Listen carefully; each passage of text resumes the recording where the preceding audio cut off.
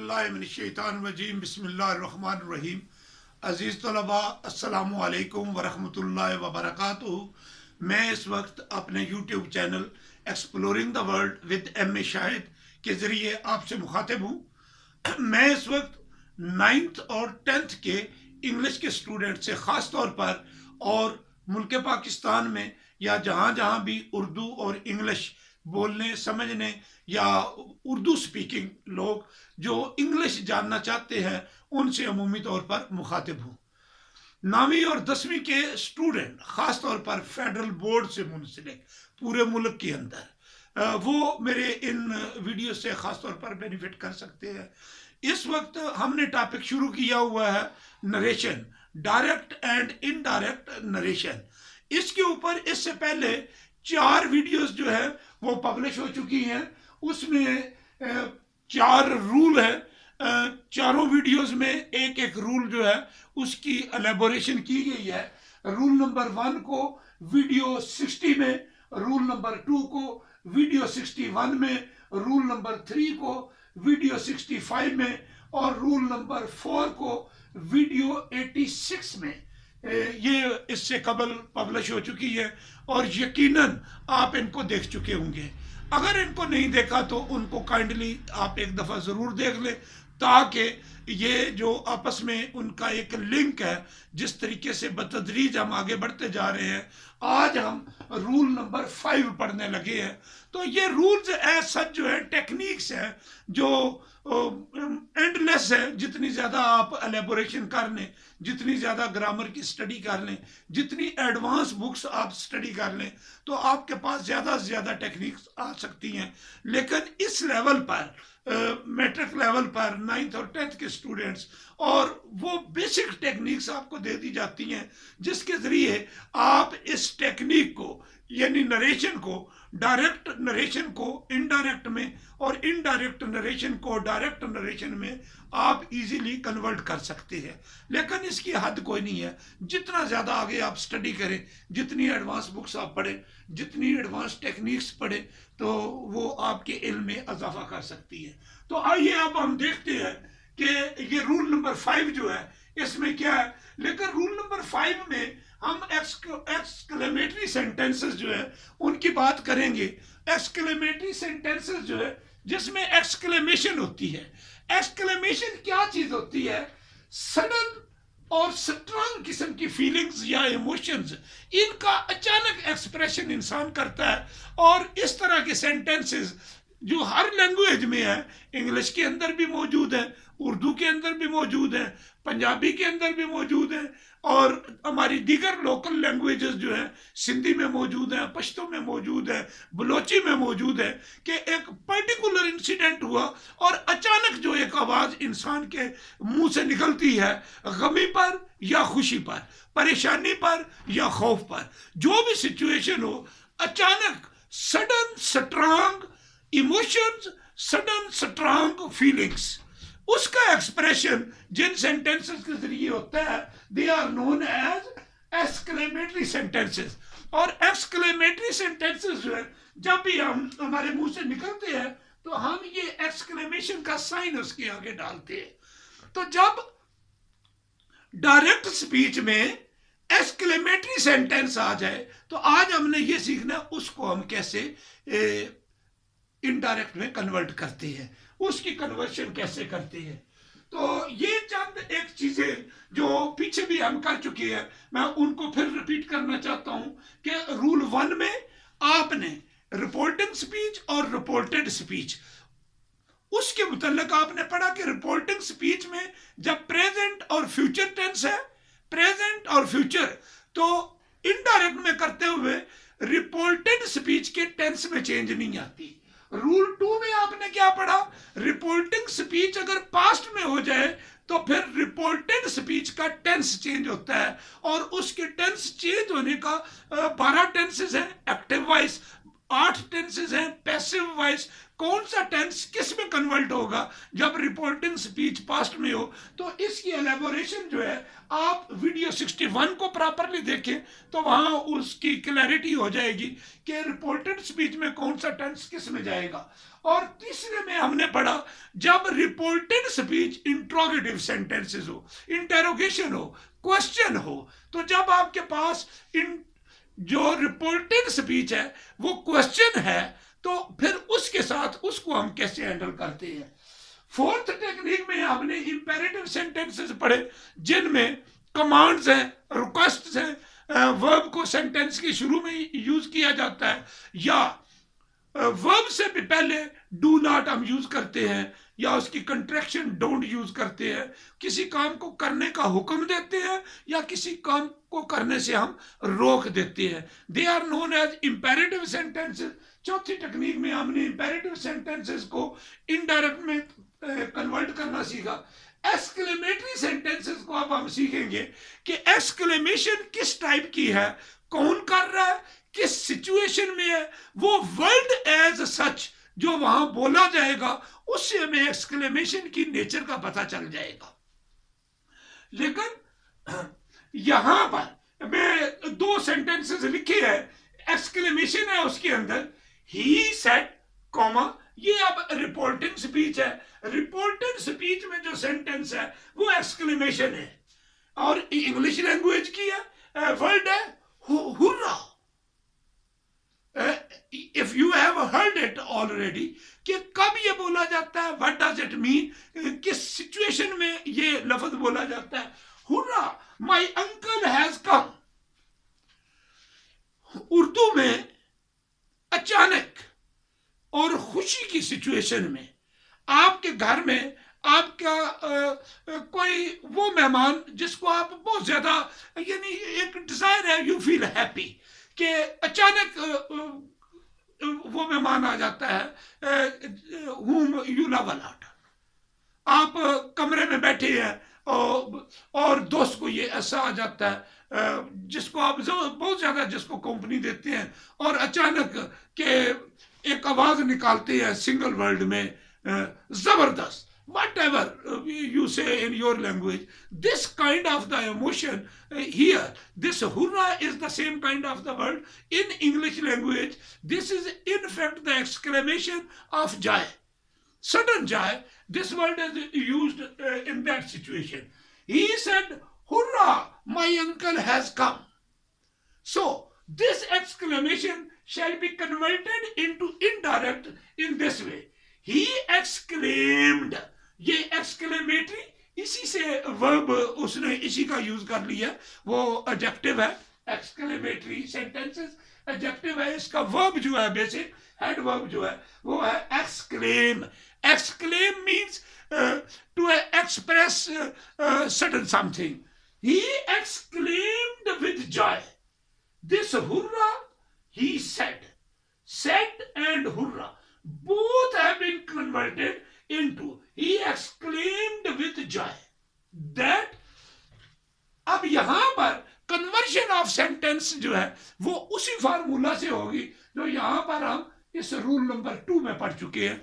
ये वीडियो है 61 जिसमें आपको जानना होगा कि कौन सा टेंस जो है वो किस में कन्वर्ट होता है। अगर वहां पर आप जाएं उस वीडियो में तो 12 टेंसेस जो है, मैं बार बार रिपीट कर रहा हूं, 12 टेंसेस जो है अगर मैं सीरियल नंबर इनके इस तरीके से दूं यानी वर्टिकली, हॉरिजॉन्टल भी आप जा सकते हैं, वर्टिकली भी जा सकते हैं, what ever the method you like, तो उसमें आप उसको फॉलो कर सकते हैं, कोई फर्क नहीं पड़ता। ये प्रेजेंट की लाइन है, ये पास्ट की लाइन है और ये फ्यूचर की लाइन है। बेसिक 3 टेंसेस है, प्रेजेंट इंडेफिनिट है, प्रेजेंट कंटिन्यूअस है, प्रेजेंट परफेक्ट है और प्रेजेंट परफेक्ट कंटिन्यूअस है। फिर इसी तरीके से पास्ट इंडेफिनिट, फिर उसका कंटिन्यूअस, फिर उसका परफेक्ट, फिर उसका परफेक्ट का कंटिन्यूअस और लास्ट में फ्यूचर की है इंडेफिनिट, उसका कंटिन्यूअस, फिर उसका परफेक्ट, फिर परफेक्ट का कंटिन्यूअस। तो सिंगल टेंस को इस तरह हॉरिजॉन्टल ले जाए और या तीनों टेंसेस के इंडेफिनिट, तीनों के कंटिन्यूअस, तीनों के परफेक्ट और तीनों के perfect continuous, what ever the format you like आप अडॉप्ट कर सकती हैं। लेकिन यहां पर अब आई वॉज रूम्ड, सॉरी यहां पर था, हम इसको कर रहे थे, he said hurrah my uncle has come, my uncle has come, यहां का सेंटेंस है ये वाला present perfect tense, my uncle has come, has have यहां इस्तेमाल होता है इस टेंस में और ये बनता है प्रेजेंट परफेक्ट टेंस। जब भी आपने टेंस चेंज करना हो, बाहर यहां पर पास्ट टेंस हो तो अंदर यहां जो रिपोर्टेड स्पीच है, जो कोर्ट्स के अंदर होती है उसको रिपोर्टेड स्पीच कहते हैं, और जो फर्स्ट पर्सन अपने बोलने के लिए अपने पास से रिपोर्ट करने के लिए सेंटेंस यूज करता है वो रिपोर्टिंग स्पीच है। रिपोर्टिंग स्पीच का के अंदर सिर्फ 3 टेंस होते हैं, प्रेजेंट, फ्यूचर और पास्ट। प्रेजेंट और फ्यूचर यहां पर मौजूद हो, प्रेजेंट और फ्यूचर यहां पर मौजूद हो, इसका टेंस चेंज नहीं होता। और अगर पास्ट हो रिपोर्टिंग स्पीच में, यानी प्रेजेंट और फ्यूचर पर यहां चेंज नहीं होती, अगर यहां पास्ट हो तो इसका टेंस चेंज होना है। तो वो टेंस चेंज होने का मेथड क्या है कि ये सारे सेंटेंसेस जो प्रेजेंट वाली चारों की लाइनें हैं ये पास्ट में चले जाएंगे, और ये सारे के सारे जो फ्यूचर वाले हैं चारों के चारों, इसमें simple sentence will shell first form use होती है, यहाँ विल बी शैल बी के साथ प्रोग्रेसिव फॉर्म यूज होती है, यहाँ विल हैव और शैल हैव के साथ थर्ड फॉर्म यूज होती है, यहाँ विल हैव बिन और शैल हैव बिन के साथ प्रोग्रेसिव फॉर्म और सिंस फॉर का यूज होता है। तो ये चारों के चारों जो है जहां भी विल शैल यूज होता है उसको चेंज नहीं करना, टेंस एज इट इज रहेगा। विल शैल को वुड में कन्वर्ट कर देंगे, विल शैल को वुड में कन्वर्ट करेंगे, ये टेंसेस में, ये इसमें, ये इसमें, ये इसमें, और यूं 4 ये और 4 ये 8 का तरीकाकार क्लियर है। लेकिन ये टेंस मौजूद हो तो ये इसमें चला जाएगा, यानी पास्ट सिंपल में हो तो पास्ट परफेक्ट में चला जाएगा, और पास्ट कंटिन्यूअस हो तो पास्ट परफेक्ट कंटिन्यूअस में कन्वर्ट हो जाएगा। 10 टेंसेस मैं आपको बता चुका, और ये 2 टेंस, ये वाला ये पास्ट परफेक्ट है और ये पास्ट परफेक्ट कंटिन्यूअस है। ये अगर रिपोर्टेड स्पीच में हूं, बायर प्रेजेंट या फ्यूचर हो, उस सिचुएशन में तो वैसे नहीं तब्दील होते। अगर रिपोर्टिंग स्पीच में पास्ट टेंस मौजूद हो तो अंदर रिपोर्टेड स्पीच में ये 2 टेंस मौजूद हों तो इनको एज इट इज रहने देते हैं, लेकिन नॉर्मली ये वहां पर दिए नहीं जाते। तो this is the method to change the tense. तो यहां पर अब यहां देखें, ही सेड हुर्रा, इससे ये सेंटेंस बन गया, he exclaimed with Joy. Said और हुर्रा कन्वर्ट हो गया, इसको सब्स्टिट्यूट कर दिया गया है एक नए वर्ब के साथ, एक्सक्लेम्ड विद जॉय दैट। अब माई अंकल हैज कम, ये माई किसने कहा? ही ने।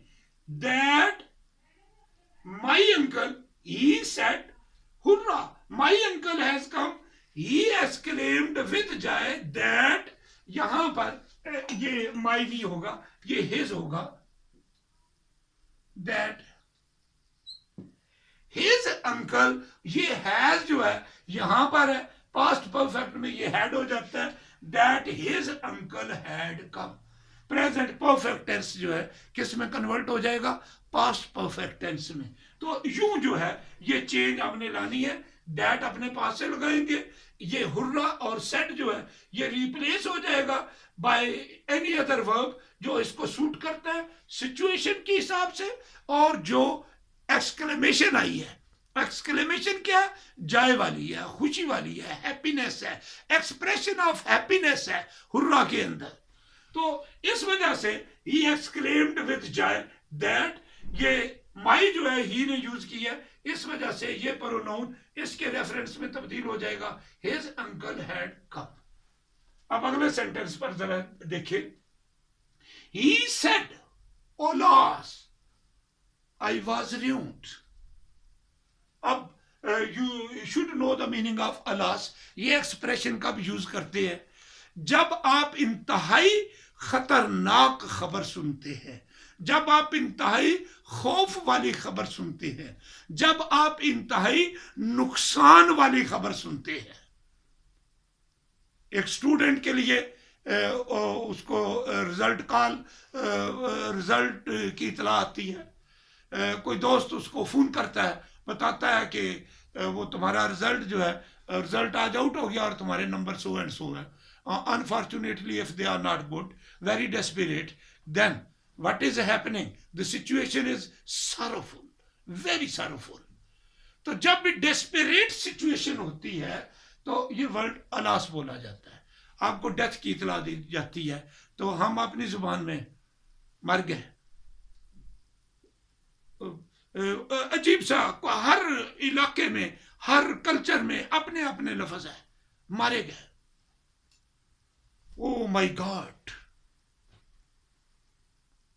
तबाह हो गया। तो same here, a loss, I was ruined, मैं मारा गया, मैं तबाह हो गया। तो अलास अफसोस के, दुख का, सारों का है, आई वाज ruined। तो ये एक्सक्लेमेशन है और क्या है? सडन फीलिंग, एक्सप्रेशन है सडन सैडनेस का, एक्सप्रेशन ऑफ सडन सैडनेस। तो क्या करेंगे? लिखेंगे ही एक्सक्लेम्ड विद सारो, he exclaimed with Joy, he exclaimed with सारो। ये हुर्रा, माई अंकल हैज कम, खुशी की बात है। अलास, अफसोस, आई वाज ruined, मैं तबाह हो गया, मैं मारा गया, मैं खत्म हो गया, मेरी हर चीज खत्म हो गई। तो यहां ही एक्सक्लेम्ड विद सारो, दैट, ये आई ही ने यूज किया है, दैट ही, और ये वाज ruined है। तो ये वाज जो है, ये याद रखिएगा, ये बी जो है, be, be was been, be was been, इसकी फॉर्म है। बी जो है इसकी इज, एम, आर, ये वर्ब भी इसी बी की फर्स्ट फॉर्म है। और यहां पर ये इज है, वाज हो जाता है, एम है, इसका भी वाज हो जाता है, और जो आर है इसके लिए यहां पर वर हो जाता है। बी वाज बीन, और ये प्लूरल हूं तो सेकंड फॉर्म ये बनती है और थर्ड फॉर्म ये बनती है। आई वाज ruined, ये बी की सेकंड फॉर्म है, और सब्जेक्ट के बाद सेकंड फॉर्म यूज हो तो ये कौन सा टेंस है? ये वाला टेंस है, past simple, past indefinite tense. I was ruined जी, कहां गया? आई वाज ruined, और ये कन्वर्ट हो जाएगा इसमें, पास्ट परफेक्ट में, that he had been ruined। तो इसकी बी की थर्ड फॉर्म लग जाएगी, हैड के साथ थर्ड फॉर्म। ये हेल्पिंग वर्ब नहीं है यहाँ पर, ये हेड वर्ब के तौर पर यहाँ यूज हो रहा है। टेक्निकल जरा वर्ब उसने यूज कर दिया जो नॉर्मली हेल्पिंग वर्ब के तौर पर यूज होता है, लेकिन यहाँ पर हेड वर्ब के तौर पर। Be was been, is, am, are, be ही की फर्स्ट फॉर्म्स हैं, और जब ये आर है तो यहाँ सेकंड फॉर्म जो है वो वाह हो जाता है, WERE, और थर्ड फॉर्म जो है वो बिन हो जाएगी। तो ये यहां पर that he had been ruined। तो दिस इज द वे के 5 टेक्निक्स, और भी ढेर सारी बातें हैं, ढेर सारी चीजें हैं। जनरली तमाम इसके अंदर, नरेशन के अंदर एक और चीज का ख्याल रखना है, ये कुछ लफ्ज हैं जो कन्वर्ट हो जाते हैं। दिस जो है वो दैट में कन्वर्ट हो जाता है, हेयर जो है वो देयर में कन्वर्ट हो जाता है। नियरनेस वाले सारे वर्ड्स जो है, जो करीब की चीजें होती हैं, उनको दूर में रिप्रेजेंट किया जाता है। कैसे? दिस दैट में, हियर देयर में, today that day, yesterday the day before, ago before, now then, thus so, tomorrow the next day, last night the night before।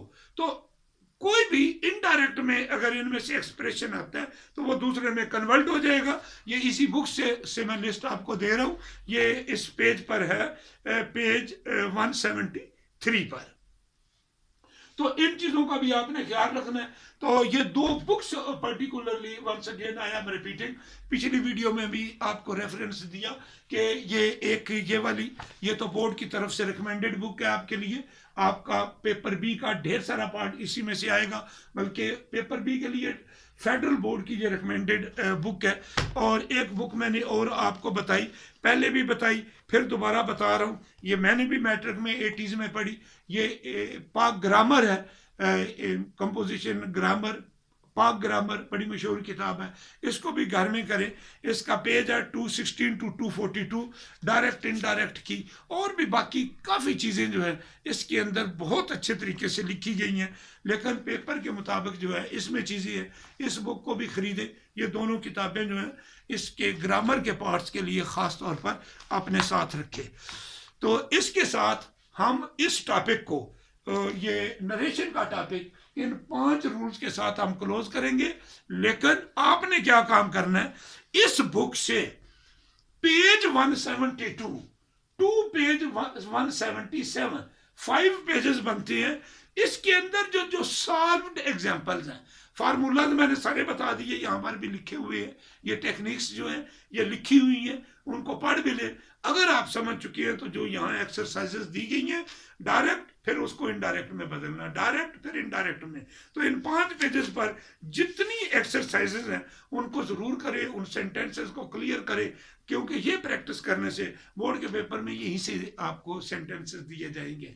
तो आम नॉर्मल हालत में भी जहाँ भी आप इंग्लिश लिखते हैं, इंग्लिश बोलते हैं, कोई भी चीज़ जो कंपोजिशन लिखनी पड़ती है, उसमें जब भी सेंटेंस आपने डायरेक्ट का इनडायरेक्ट का लिखना, तो this technique will give you help. तो इसके साथ हम ये क्लोज करेंगे। तो 3 टेक्निक्स हमारी ग्रामर की मुकम्मल हो गई आज इस वीडियो के साथ। नंबर 1 पर टेंसेस एक्टिव वॉइस।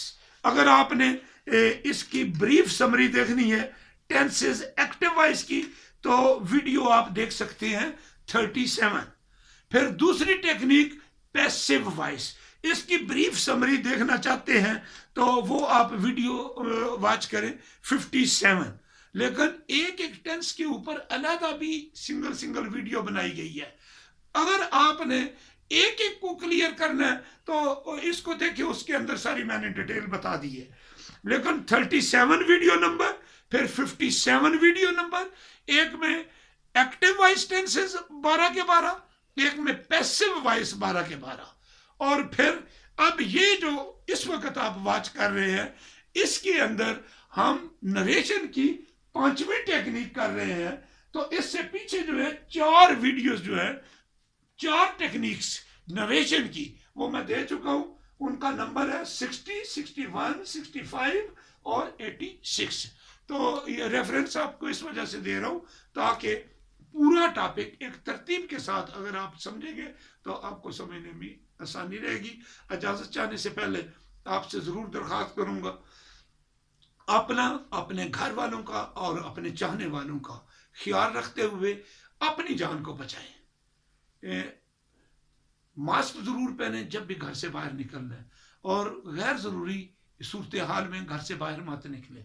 और जब घर से बाहर निकलते हैं तो कांग्रीगेशन से बचे, लोगों से मेल मिलाप उसको मिनिमम करें, सोशल डिस्टेंसिंग रखें, राउंड अबाउट 6 फीट डिस्टेंस पर रहे।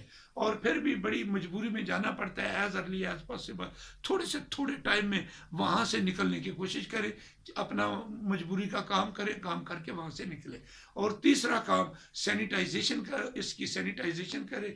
कोई भी सैनिटाइजर ले लें, अपने हाथ जो है वो बार बार उससे धोएं, ताकि कोई भी चीज़ जो है आपने कैरी की हुई है या किसी को आप कैरी करवा रहे हैं तो उससे आप बच सकें। आपकी पास कीमती तरीन चीज़ आपकी ज़िंदगी है, और ज़िंदगी की हिफाजत करना जो है वो फ़र्ज़ है अपने लिए और अपने चाहने वालों के लिए। अगर चैनल अभी तक सब्सक्राइब नहीं किया तो इसको हर सूरत खुद भी सब्सक्राइब करें, अपने तमाम दोस्त अहबाब और अपने जितने अजीज़ हैं, ख़ास तौर पर जो मैट्रिक के स्टूडेंट हैं, उनको बताएं। और मुल्क में जहाँ कहीं भी वो मौजूद हैं उनको इसका एड्रेस दें, इसका नाम दें, ताकि वो इन दिनों में ख़ास तौर पर और अमूमी तौर पर पूरा साल स्कूल के बाद भी घर में बैठकर इन टॉपिक्स को समझ सके, अंडरस्टैंड कर सके और उनकी मदद हो सके और ये सदका जारिया जो है इससे वो भी फ़ायदा उठा सके। इसी के साथ मैं इजाज़त चाहूँगा। अस्सलामु अलैकुम व रहमतुल्लाहि व बरकातुहू।